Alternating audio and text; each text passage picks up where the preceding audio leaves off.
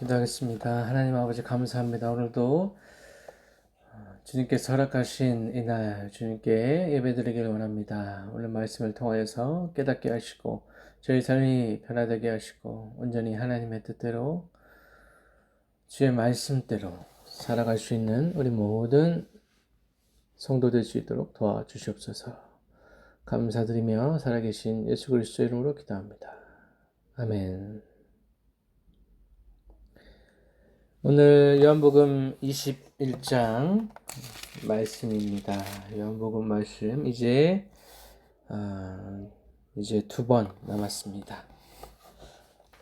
요한복음 말씀을 통하여서 우리가 그동안 살펴보았듯이 예수 그리스도께서 어떠한 분이신지, 또 그분이 이 땅에 오셔서 우리에게 어떠한 일을 행하시고, 또 지금 우리와 어떠한 방식으로, 또 주님께서 다시 오신다 말씀하셨는데 그 다시 오실 주님을 기다리면서 우리가 어떠한 삶을 살아가야 될 것인가에 대해서 주님께서 말씀하고 계시는 것입니다.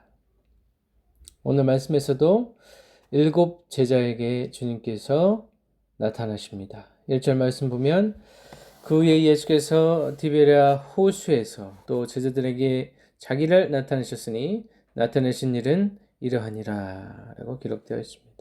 그래서 부활하신 주님께서 제자들에게 다시 현현하셨습니다. 예수님께서 나타나신 이유는 예수님께서 우리와 영원히 함께 하실 것이라는 예수님의 임재의 연속을 나타낸다고 볼 수가 있습니다. 그 당시뿐만 아니라 지금도 그리고 미래에도 미래의 모든 때에 그분의 제자들에게 자신의 계시를 확증하실 것을 나타낸다는 것입니다. 하나님의 아들의 나타내심이 곧 요한복음의 주제이기도 합니다.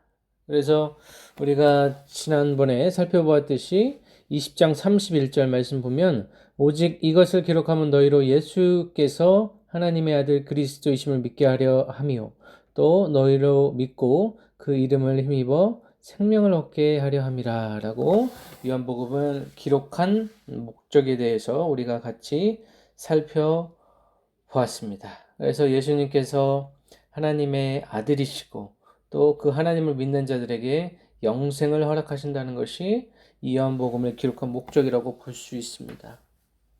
그래서 이 아들을 믿는 그 과정 속에서 그 아들과 함께 동행하고 그분의 임재 속에 우리가 함께 살아가는 것이 우리 삶의 목적이라고도 볼 수가 있다는 것이죠. 그래서 예수님께서 그분의 제자들에게 교회에 계속해서 임재하실 것을 주님께서 말씀하고 있는 구절이 바로 오늘의 1절의 말씀이라고 볼 수 있습니다. 2절 말씀 보면 시몬 베드로와 디드모라는 도마와 갈릴리 가나 사람 나다나엘과 세베데이의 아들들과 또 다른 제자들이 함께 있었다라고 했습니다. 그래서 7명의 등장인물 바로 예수 그리스도의 제자라고 볼 수 있죠. 이 제자의 범위라고 하는 것은 당시에는 예수님을 따라다녔던 같이 동행했던 제자에서 또 그 제자들의 제자들, 또 사도들, 또 속사도, 또 그 이후의 교부들, 또 그 이후에 여러 수많은 크리스천들, 그리고 오늘날에 이르기까지 수많은 그 제자들이 예수님의 제자들이 있다라는 것입니다. 그래서 7명을 상징적으로 나타냈다고 볼 수 있습니다. 이것은 12제자에서 감축한 것이 아니고 7이라는 그 숫자, 그 상징성을 통하여서 완전하다 또는 전부 갖추어졌다라는 의미에서 우리가 7제자라고 해석할 수 있다는 것입니다.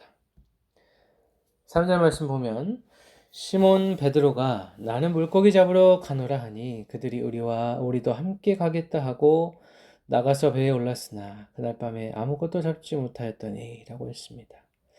시몬 베드로라는 인물은 제자들의 지도자이자 대변인이 되겠습니다. 그래서 제자들의 선도하는 역할, 그리고 제자 중에 수제자로 예수님을 따랐던 인물이라고 볼 수 있죠. 그래서 오늘 구절에서는 제자들의 이 실생활의 환경이 어떠한지를 묘사하고 있습니다. 그리고 이제 새롭게 부여된 사람 낚는 어부, 그들의 그 실제적인 직업이었던 어부, 단순한 어부가 아니고 이제는 사명을 가진 자로서 사람 낚는 어부로서의 삶이 이들 앞에 펼쳐져 있는데, 새롭게 부여된 이 사도적인 사명에 대해서 주님께서 말씀하고 있다는 것이죠. 그래서 베드로가 물고기를 잡는 이 행동은 바로 사람을 취하게 되는, 사람을 취해야만 하는 사도적 사명을 비유로 나타냈다라고 볼 수 있습니다.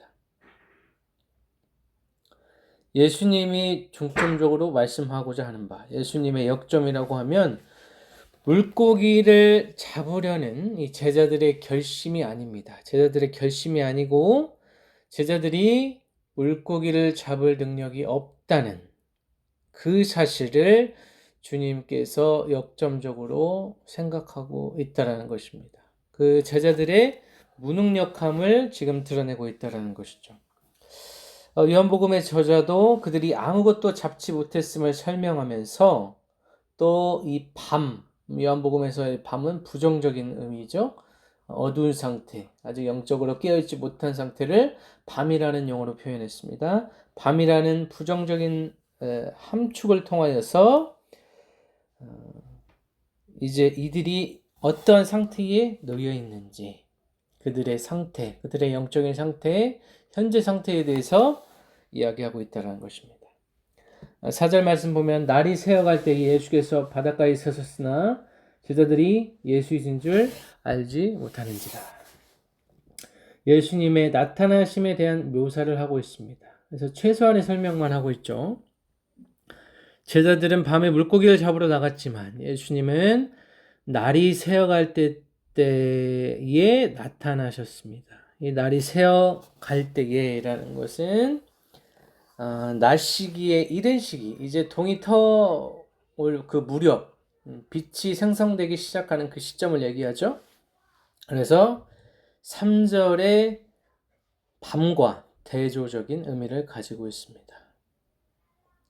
날이 새어갈 때에 라는 말은 결국 사건의 시간적 순서가 아니고 이제는 그들이 무지몽매한 그 어둠의 상태에서 빛의 상태로 나아가게 된다는 것을 암시하고 있다는 것이죠.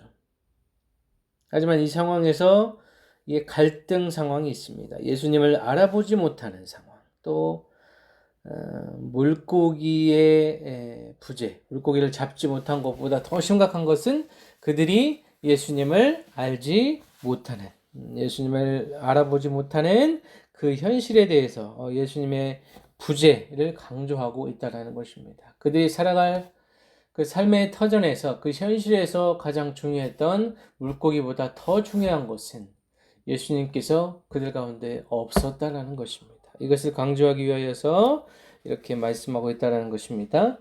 5절 말씀, 예수께서 이르시되 얘들아 너희에게 고기가 있느냐 대답하되 없나이다 라고 말하고 있습니다. 예수님은 아이들아 라는 호칭으로 제자들을 부르십니다. 이것은 자녀들이라는 표현으로 번역할 수 있습니다. 하나님의 자녀들아 이렇게 부르셨다는 것이죠. 그래서 이 말씀을 통하여서, 이 호칭을 통하여서, 이 명명을 통하여서 예수님께서 제자들에게 새로운 신원을 부여하시고 이 현실적인 문제를 뛰어넘어서 예수님께서 부정적인 대답이 예상되는 질문을 하시고 제자들은 간단하고 부정적인 대답을 했습니다. 그래서 예수님께서 이 말씀을 통하여서 그들의 결핍을 인식하셨다라는 것이죠.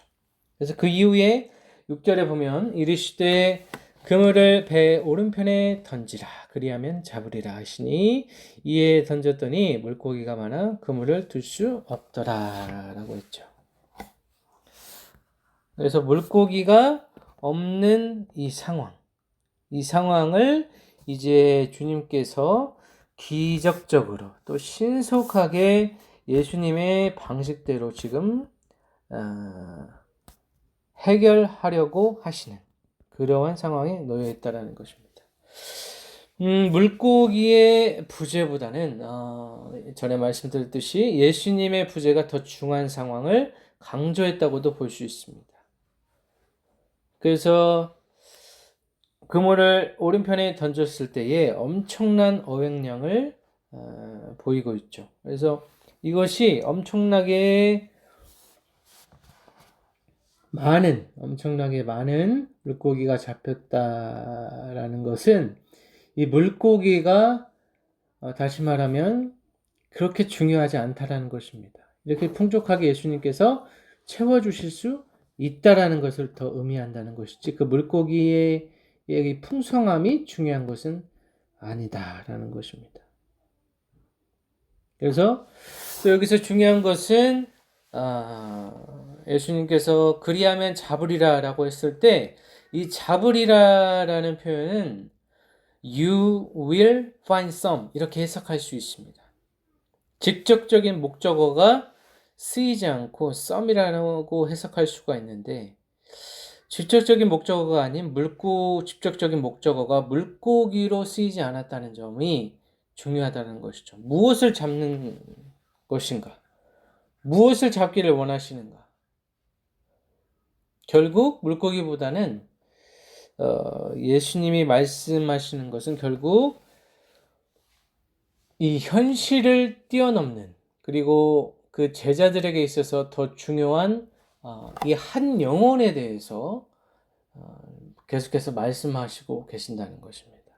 그리하면 잡으리라 했을 때 무엇을 잡을까라고 했을 때 제자들은 1차원적으로 물고기에 대해서 생각했지만 예수님께서는 물고기보다 더 차원 높은, 더 수준 높은 영적인 수준으로 이야기하셨다라는 것이죠. 그래서 그 물고기 이상의 의미, 물고기를 잡는 그 이상의 사람의 그 영혼을 살리는 역할을 너희들이 하게 될 것이다 라는 것을 상징적으로 계속해서 보여주고 있다는 것입니다. 7절 말씀 예수께서 사랑하시는 그 제자가 베드로에게 이르되 주님이시라 하니 시몬 베드로가 벗고 있다가 주님이라 하는 말을 듣고 겉옷을 두른 후에 바다로 뛰어내리더라 라고 했습니다. 그래서 사랑하시는 제자가 예수님을 알아보고 단언하게 되는 것이죠. 그래서 이 사랑하시는 제자, 곧 이 요한이라고 볼 수 있는데 그리스도의 인격과 그 정체성과 그 신원에 대해서 이상적인 증인의 역할을 하는 것이 바로 이 사랑하시는 제자라고 볼 수가 있습니다. 베드로의 행위라고 하는 것이 결국에는 또 주님이라는 말을 듣고 즉각적으로 그의 성격대로 지금 반응하고 있다는 것이죠. 베드로가 예수님의 임재에 대한 열망을 아주 자기 스타일대로 보여주고 있습니다.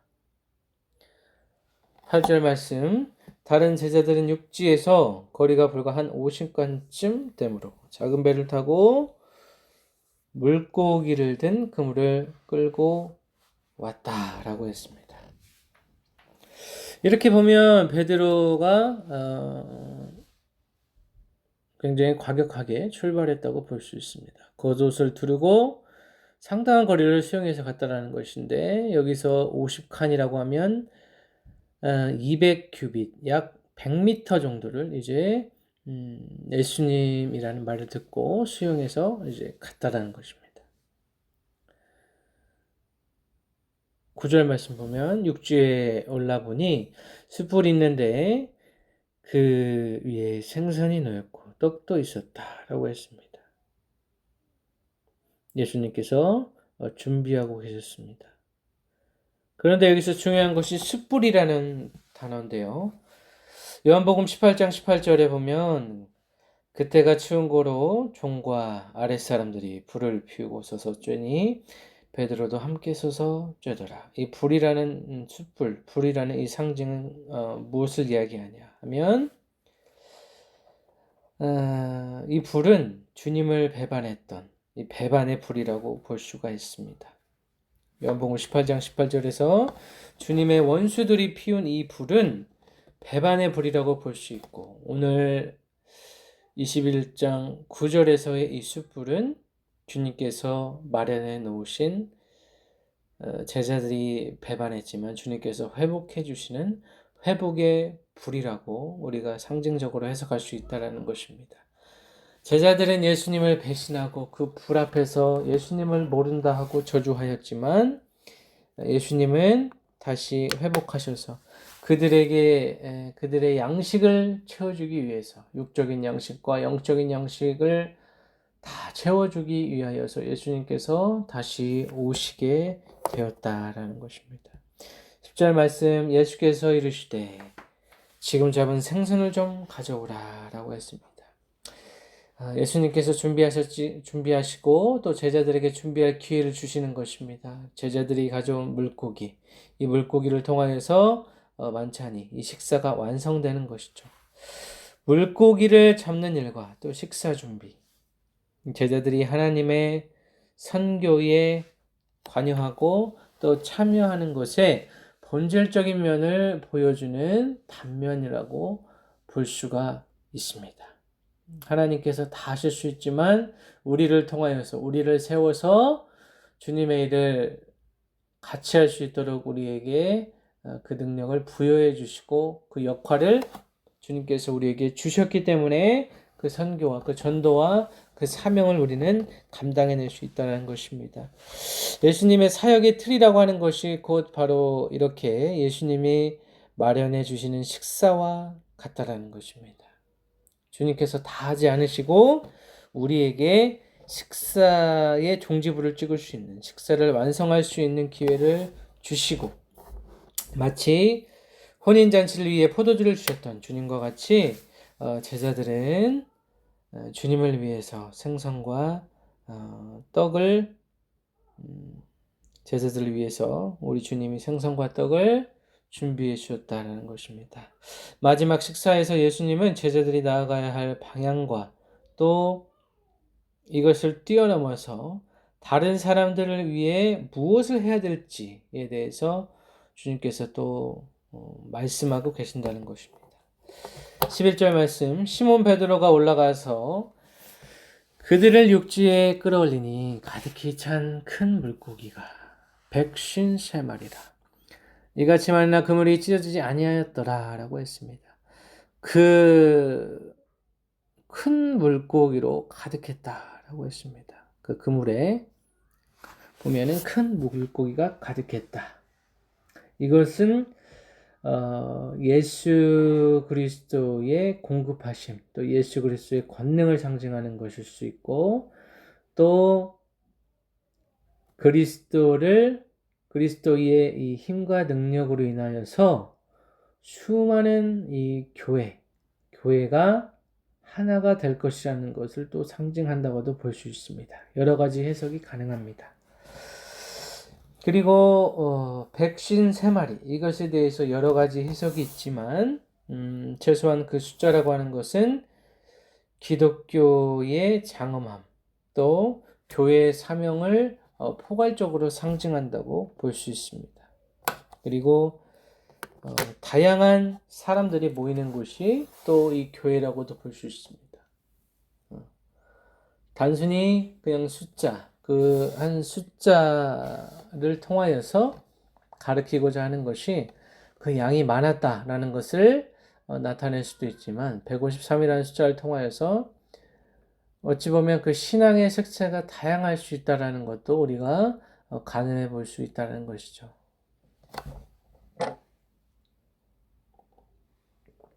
우리 인간들이 하나하나 그 개성과 그 다양성을 주님께서 또 존중해 주실 수 있다는 것이죠. 그래서 오늘날도 교회의 교파가 하나가 아닌 것처럼 수많은 그 교파를 주님께서 인정해 주시는 것처럼 결국 예수라는 그 그물 안에 그 수많은 교단과 교파가 하나가 되기를 원하시는 주님의 마음이라고도 볼 수가 있습니다.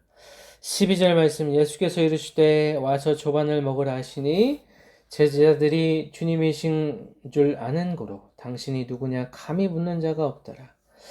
처음에는 알지 못했지만 예수님을 이제 다 알게 됩니다. 예수님이라는 그 존재를 알게 되고 또 그와 동시에 자신들의 과거에 자신들이 예수 그리스도께 어떻게 행동하였는지 그 부끄러움과 그 수치를 가지고서 침묵으로 주님과 함께하고 있습니다. 언제나 음식을 공급하시는 분은 바로 우리 주 예수 그리스도이십니다. 예수님께서 직접 준비하시고 초대하셨습니다. 제자들은 아무 말도 할 수 없었죠. 주님의 그 임재에 압도되는 상황이라고 볼 수 있습니다. 여기서 묻는다는 것은 주의 깊은 방법이라고 볼 수 있는데 개별적인 면밀함을 사용해서 발견하려고 애쓰는 모양을 묻는다는 표현으로 쓰이고 있습니다. 그들은 이미 알고 있었기 때문에 예수님에 대한 경외감으로 충만한 상태에서 경외감으로 확증을 요구할 수 없는 자연히 예수님임을 알게 되는 지식을 갖게 되었다라는 것입니다. 또한 이것은 침묵으로 고백한다라고 볼 수 있다라는 것이죠. 예수님의 그 임재, 예수님의 그 기름 부으심과 그 임재 안에 깊숙이 들어가면 그 아무것도 할 수 없는 한 단어도 입도 벌릴 수 없는 그러한 상황에 예수님의 그 강력한 임재 속에 우리는 들어가서 주님께서 하시는 그 말씀을 듣고 또 그 임재 속에 우리는 살아갈 때 그것이 바로 참 그리스도인의 삶이다 라고 우리가 볼 수가 있다는 것이죠. 예수께서 13절에 보면 예수께서 가셔서 떡을 가져다가 그들에게 주시고 생선도 그와 같이 하시니라. 이 식사라는 것이 결국에는 예수님께서 자기가 어떠한 분이신가를 계시하는 수단으로 사용하고 계십니다. 그래서 예수님과 함께 먹고 더불어 마시는, 함께 살아가는, 함께 동행하는 그 과정을 통하여서 우리는 예수님에 대해서 더 깊이 알아가게 된다는 것이죠. 예수님에 대해서 더 깊이 아는 자들은 자연히 그의 삶 속에서 변화가 일어날 것입니다. 이것은 우리의 성품의 변화, 예수 그리스도의 성품을 닮아가는 그 성품의 변화, 이 성화의 과정을 통하여서 우리는 더욱더 예수님과 같은 모습으로, 예수님 같은 모습으로 우리는 살아갈 수 있다는 것입니다. 14절, 이것은 예수께서 죽은 자 가운데서 살아나신 후에 세 번째로 제자들에게 나타나신 것이라. 이 세 번째도 상징적으로 완전함을 상징하기 때문에 예수님께서 제자들에게 완벽한 모습으로, 완전한 모습으로 임하셨다라는 것을 우리가 강력하게 시사됨을 우리가 볼 수 있습니다. 그래서 세 번째로라는 말을 통하여서 부활하셨다는, 예수 그리스도가 부활하셨다는 그 사실에 대해서 완벽한 확신을 가졌다는 것을 시사한다고 볼 수 있습니다. 말씀을 뵙겠습니다. 요한복음에서 우리는 예수님의 삶과 사역의 이야기를 같이 나누고 있습니다. 예수 그리스도께서 우리에게 말씀하시기를 우리 모든 제자들이 가야 할 길을 정해주셨고 또 이것은 하나님의 사명이고 하나님의 사명에 우리가 동참할 수 있다는 것이죠. 예수님께서 제자들에게 임재하시는 것에 어떤 이런 연속성을 봤을 때 왜 계속해서 예수님께서 나타나시는가? 다시 말씀드리자면 계속해서 왜 예수님 우리에게 말씀하시는가에 대해서 그러한 고찰로 이어질 수 있죠.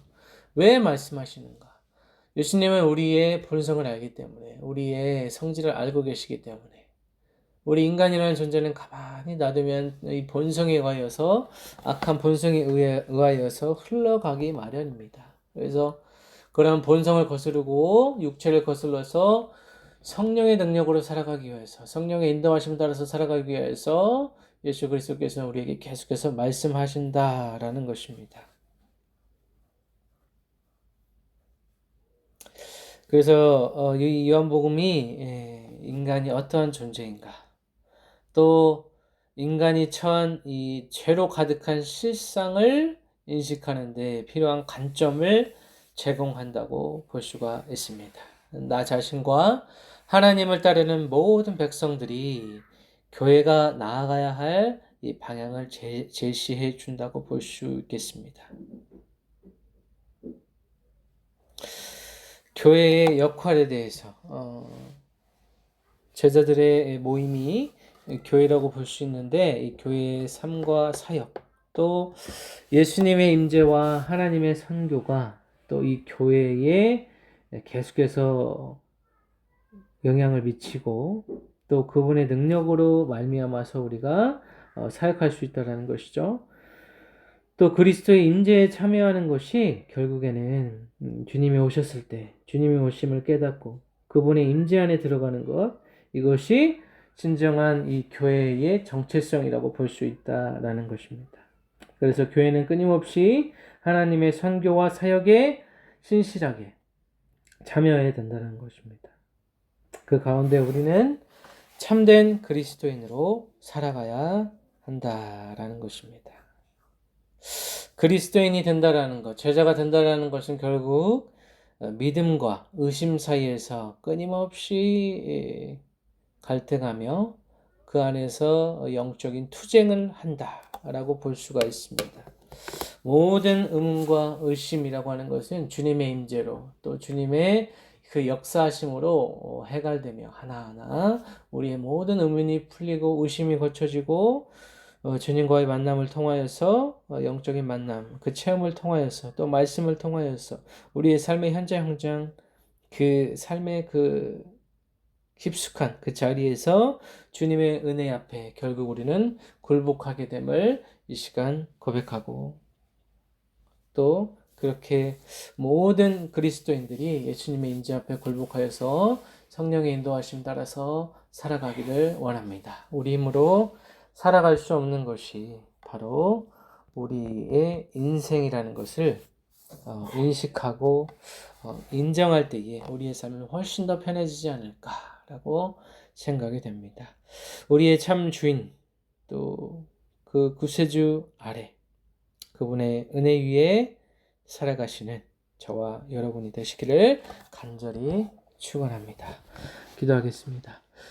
아버지 하나님, 부족한 종이 말씀을 전했습니다. 예수님께서 다시 한번 제자들에게 나타나셔서 그분이 어떤 분이신가를 나타내십니다. 주님께서 가장 낮은 곳으로 오셔서 제자들에게 식사를 마련해 주시고 또 그 식사에 동참할 수 있도록 제자들의 역할을 부여해 주심을 감사를 드립니다. 아버지 하나님, 우리 인간이라는 존재가 얼마나 나약하고 흠이 많고 죄악으로 가득 차 있는지 깨닫게 하시고 우리에게 선한 것이 없사오니 주님께서 임하셔서 우리의 모든 삶을 변화시켜 주시고 거룩하게 하시고 깨닫게 하시고 영적인 눈을 가지게 하셔서 우리의 손가발이 예수 그리스도의 손가발 되어서 죽은 영혼, 죽어가는 영혼, 불쌍히 여기는 마음 갖게 하시고 아버지 하나님 인격적으로 또 이 성령께서 역사하시는 그 성령의 음성 따라서 우리가 사역할 수 있도록 우리의 사명 끝까지 가지고 갈 수 있도록 아버지께서 역사하여 주시기를 원합니다. 부족하고 부족한 이 종이 주님께 간절히 기도합니다. 아버지 하나님, 우리 모든 진의 공동체 하나 되게 하시고 또 성령 안에서 또 그분의 음성 따라서 살아갈 수 있도록 말씀 앞에 온전히 굴복되어지는 역사들 일어날 수 있도록 도와주시옵시고 예수님의 임재 날마다 갈망하며 하늘의 은혜 받들어 살아가는 믿음의 공동체 될 수 있도록 도와주시옵소서. 감사드리며 살아계신 예수 그리스도의 이름으로 간절히 기도함나이다. 아멘.